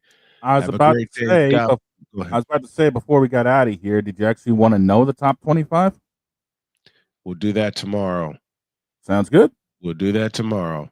Have a great day. God bless. Remember to make your next move your best move. And always remember, if your dreams don't scare you, they're simply not big enough. Dream big, do bigger. We hope y'all are too. We're out of here. See you tomorrow.